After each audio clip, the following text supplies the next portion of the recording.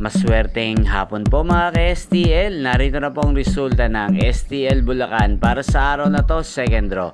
January 20, 2025, araw ng Lunes.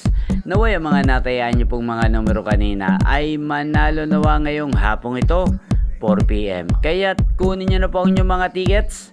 Narito na po ang resulta.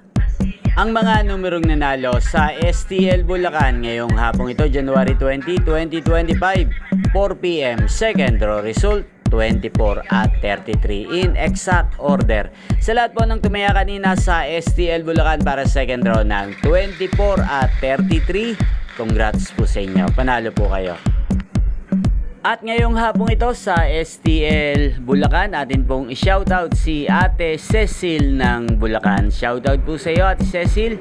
Naway nasa mabuti ka pong kalagayan. Sana ang mga tinaya mong mga numero ay manalo na rin sana ngayong hapong ito sa STL Bulacan. At sa lahat po ng mga taga Bulacan dyan, shoutout po sa inyo. Naway nasa mabuti po kayong kalagayan. Inyo pong napanood ang resulta ng STL Bulacan sa channel na to, Roderick Hernandez TV. Magkita-kita pong muli tayo mamayang 8 PM. Again, thank you for watching.